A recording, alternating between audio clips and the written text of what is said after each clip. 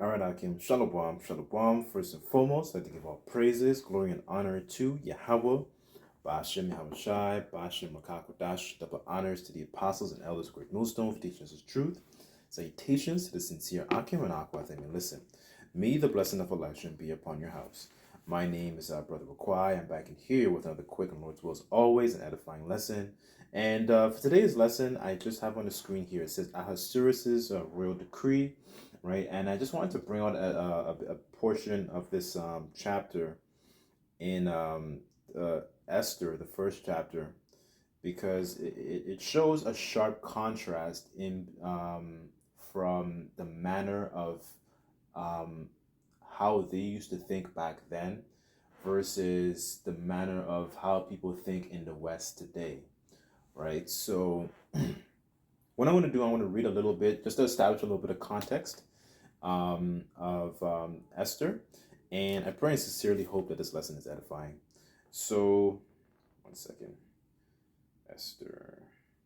Okay, so this is Esther chapter 1, verse 1, and it says, the banquet of the king, and it says, now it came to pass in the days of Ahasuerus, this is Ahasuerus, which reigned from India even unto Ethiopia, over 127 provinces. And it says in the NLT, these events happened in the days of King Xerxes, reigned in 127 provinces, stretching from India to Ethiopia. So this is during that time of essentially that second beast that you read about in Daniel, the 7th chapter, that reigned after the Babylonians, right? And it says, they were essentially what it was a joint empire where, the Medes and then the Persians, and the Persians essentially had a lot more essentially economic strength, right? So referring to those 127 provinces, and they had a lot more, I guess you can say, economic influence.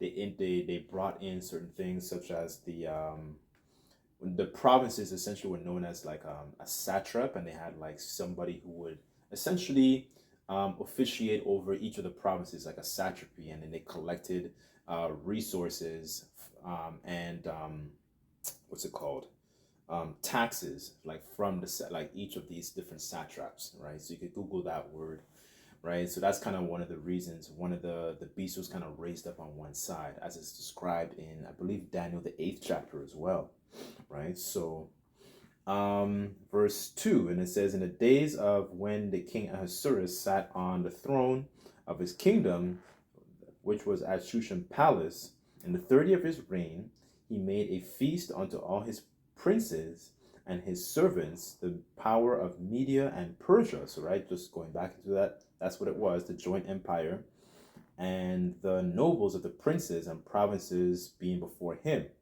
right? So what I want to do, I want to jump down to verse 10 and read down just to get an idea of what's actually happening, in this chapter here, and kind of trying to, kind of get an understanding of the contrast of, the manner of this decree versus, the unrighteous decrees that happen in this time in Babylon, right? So this is verse 10. It says, on the 7th day, so here the title, it says Queen Vashti's refusal. So on the 7th day, when the heart of the king was merry with wine, he commanded Mehuman, Biztha, Harbona, Bigtha, Abagtha, and Zithar, and Carcass, and the 7 chamberlains that served in the presence of Ahasuerus the king, to bring Vashti the queen before the king with a crown royal, to show the people and the princes her beauty, for she was fair to look upon. So he's like, all right, tell this woman to come here. I want to show her off to all these different folks that are coming in, right? So it says, verse 12, the queen Vashti refused to come to the king's commandment by his chamberlains.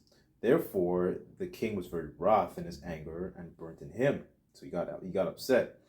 And then the king said to the wise men, which knew the times, for so was the king's manner towards all that new law and judgment. And next unto him was Karshina, Sethar, Admatha, Tarshish, Meres, Marsina, and Memucan, the seven princes of Persia and Media, which saw the king's face, and which sat the first in the kingdom.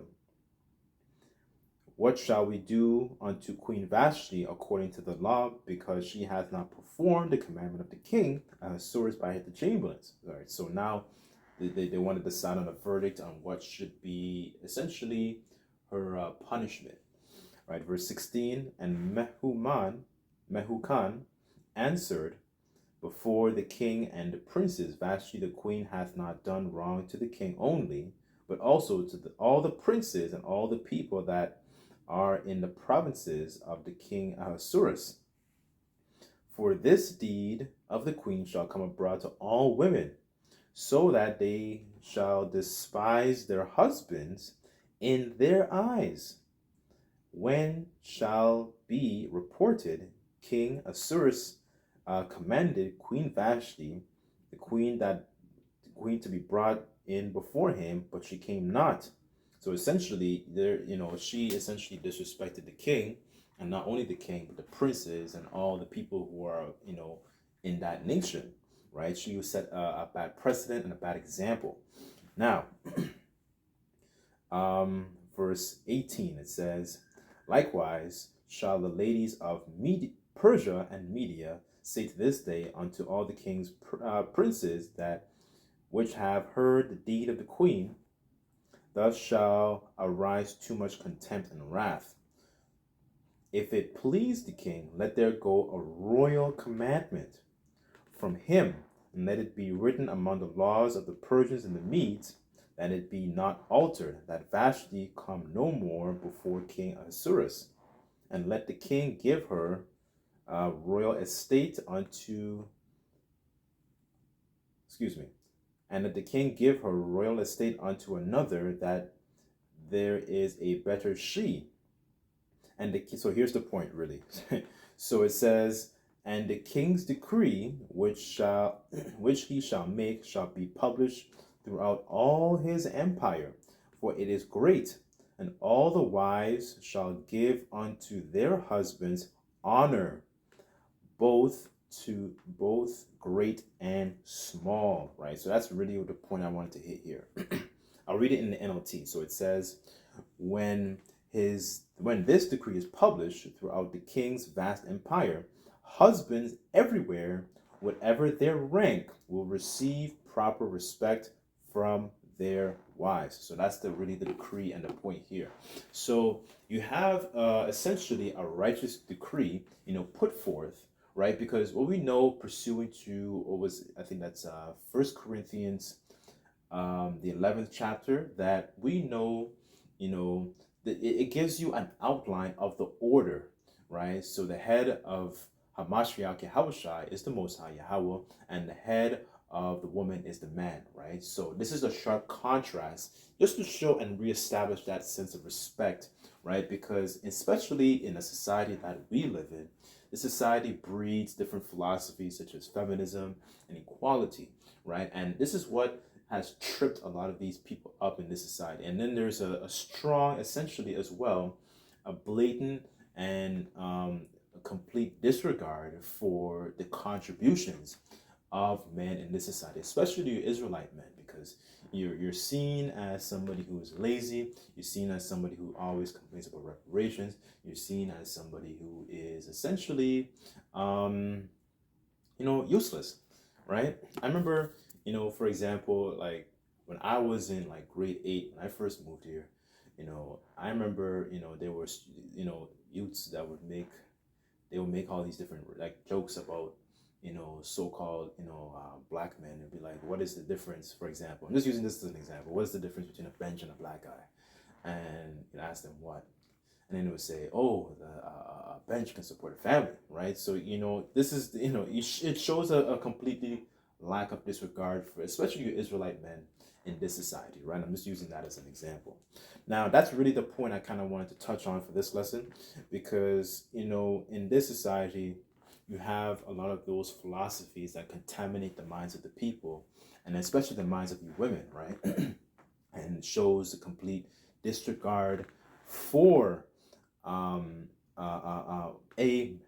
male authority, and then B, also shows the disregard for men as a whole, and he exercises that authority, especially in righteousness. Because what do our people do when they see the prophets, the men on the highways and byways, essentially preaching, scoffing, telling you to come back to the Lord, before judgment comes? What do? They go on TikTok and they scoff at it, right? So let me get a precept on that, and I want to get a couple more precepts in regards to, the importance of a man of the Lord, a man of the Lord, especially in these times, right? Because in the times to come, like I was just looking at a couple of videos, what happened in that hurricane that hit North Carolina, and the amount of flooding that has occurred in that one state alone. It's amazing to me.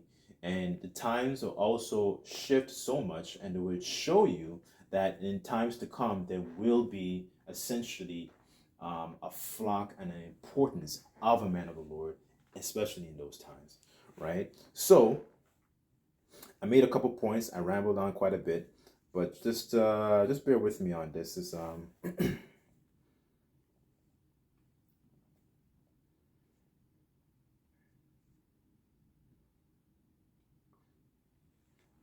Okay, this is Jeremiah 51, verse 7, and it says, Babylon hath been a golden cup in the Lord Yahweh's hand, that made all the earth drunken.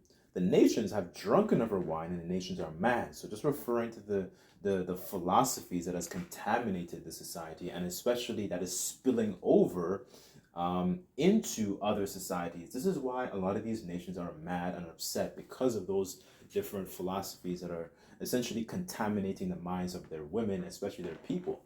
A lot of these women, they come, and they settle here, and essentially they disregard the importance of having a husband, having a man. They prioritize, essentially work, having a career, stable job, good income, this and that and the fourth, right? Rather than actually prioritizing trying to make them, a suitable wife, a keeper and to her man, somebody who takes care of her husband, right? And that mentality, you can even see that on today. There's a sentiment, or a trend, you can say, known as like trad wife. If you Google like trad wife or hashtag trad wife, and this is the crazy thing about feminism when you really think about it, because in feminism, their priority is to have, women, they can do whatever it is they want. But if a woman wants to be a housewife, or if she wants to please her husband, and essentially, aka be a traditional wife, she's scoffed at. She's seen as essentially less of a woman. She's seen as a traitor. And a lot of women, they essentially they clown them for doing these particular things, like, oh, you can be so much more, and so on and so forth, right? So this is part of those philosophies, right? And those philosophies are trickling in to essentially countries that are a lot more traditional, especially like countries in the so-called Middle East, countries that don't adhere to a lot of these Babylonian ways, because they understand the importance of order and having their women in subjection, under their husbands, right? Under their fathers, right? They understand the importance of that, right? This is why a lot of these other nations are mad, right? So because it breaks up essentially the family structure. Okay. I know I said a lot there. Let me jump across 1 second. I made another point in regards to the virtue. Second Ezra's, what is that?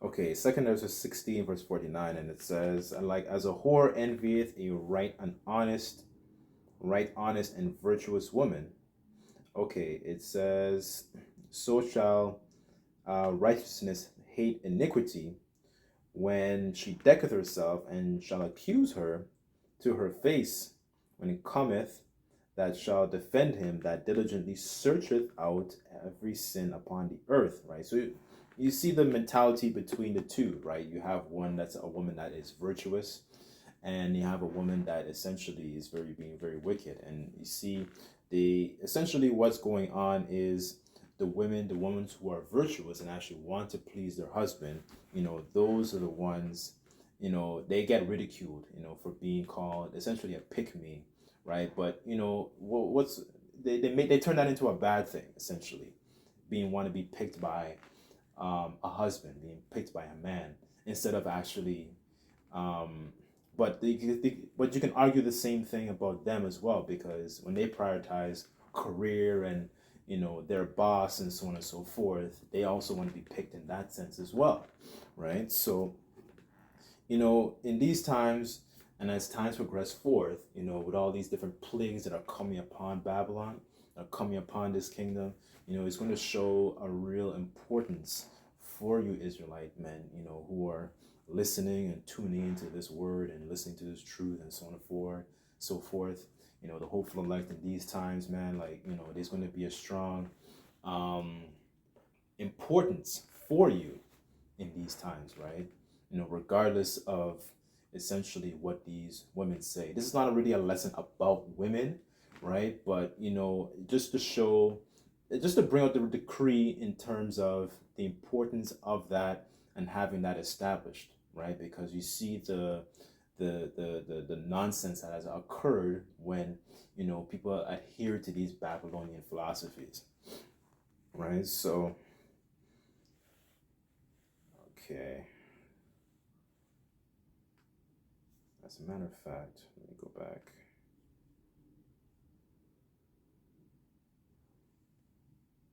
Okay, 2nd Ezra 16, verse 33, and it says, the virgins shall mourn, having no bridegrooms, the women shall mourn, having no husbands. And that's exactly what's happening slowly in these times. Women are going up on TikTok, women are going online, whether they're students, whether they may be in their 50s and past their prime, and they say they want to be whole, they want to be coddled, and so on and so forth. Now they're mourning because they don't have a husband to share their life with, because they adhere to that juice, that Babylonian wine, right? The ways of the serpent, right?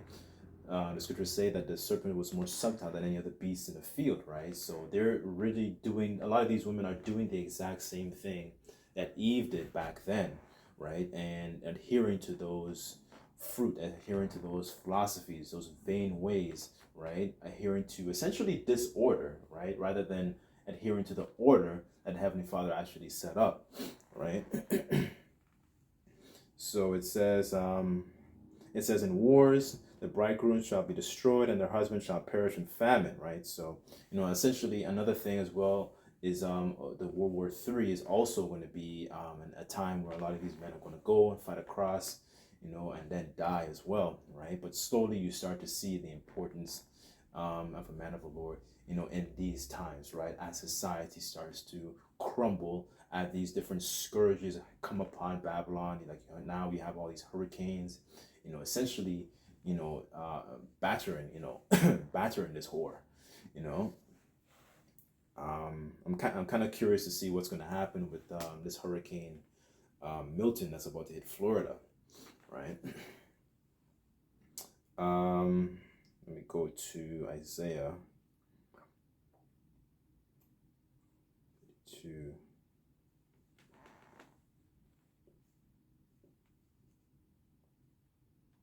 Just bear with me on this.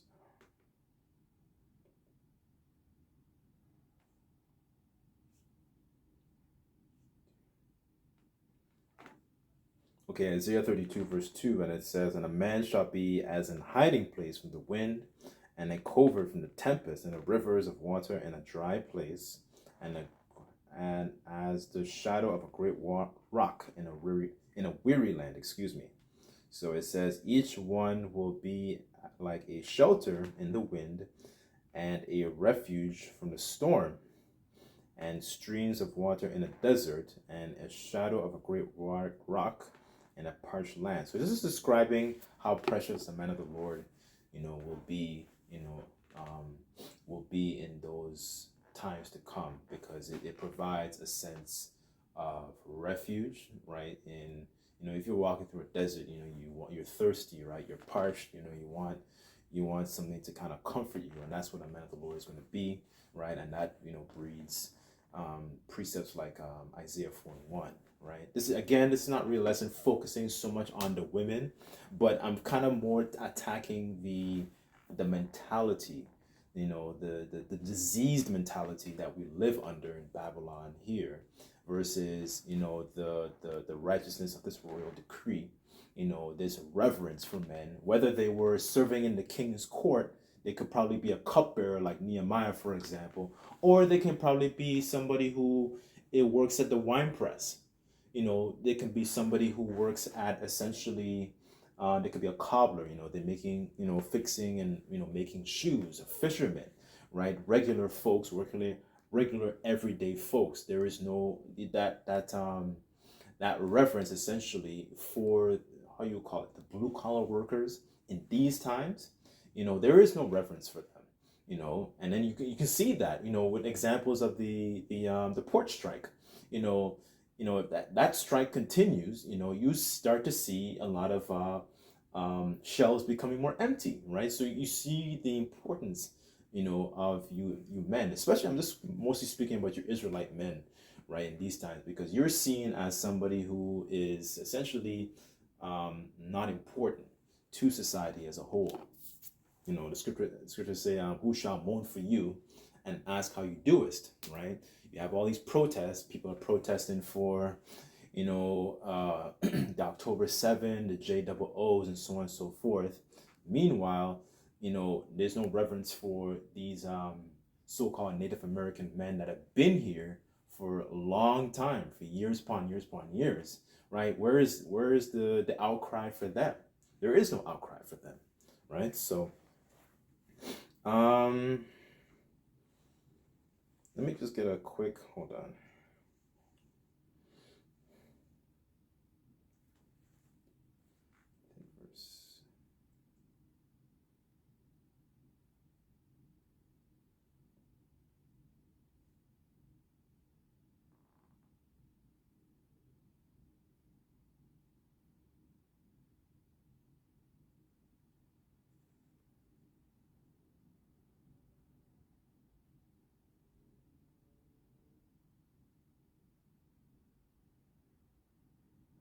Okay, this is First Kings 17, verse 17, and it says, and it came to pass after these things, the son of the woman, the mistress of the house, fell sick, and his sickness was sore, that there was no breath left in him. And she said unto Elijah, what have I to do with thee, O thou man of the Most High Yahweh Bashem Shai? Art thou come to me to call my sin to remembrance, to slay my son? And he said unto her, give me thy son. And he took him out of her bosom and carried him up into a loft, and where he abode, and lay him upon his own bed. And he cried unto the Lord Yahweh Bashem Shai, and said, O Lord, my power, hast thou brought evil upon the widow whom I sojourned by slaying her son?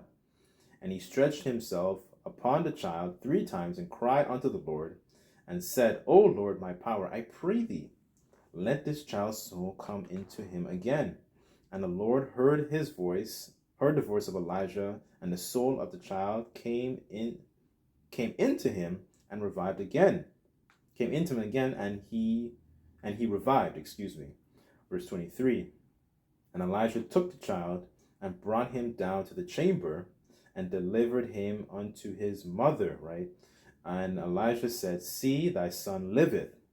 And this woman said to Elijah, now this I know, that art a man of the Most High, and that the word of the Lord is in thy mouth is truth.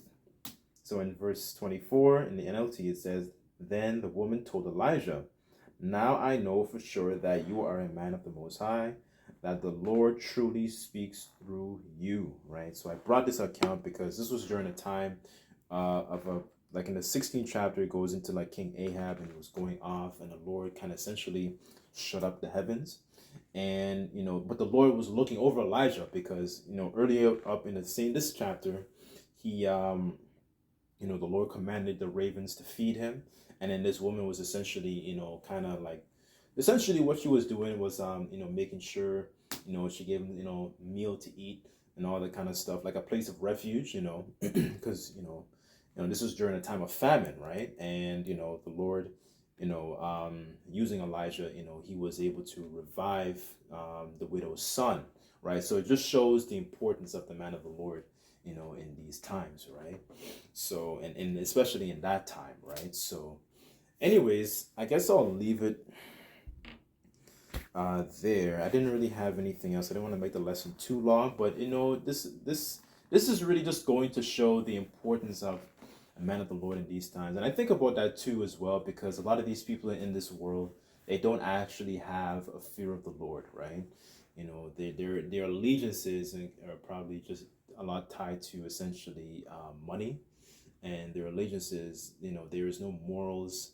Like when you watch a lot of these videos, like in regards to like the manosphere, one of the things that you listen to the things that they list as a so-called high value man, it's always about a lot of carnal things. It's never anything about what is he spiritually able to offer, as well as what about his character, what about his conduct, what about his morals, does he exemplify integrity and all these types of things, right? And this is what we see in the ways of our forefathers. That's what the scriptures say. Whatsoever things were written aforetime were written for our learning, excuse me. And also it says that inquire the ways of our forefathers, right? So learning the ways of our forefathers, we learn to essentially tally up spiritual fruits, right? So anyways, I'm gonna stop here. I think I've rambled on quite a bit, but I sincerely pray that this lesson was edifying. But like to just give all praises, glory, and honor to Yahweh Bashem Yahushai. Till next time, I say Shalom.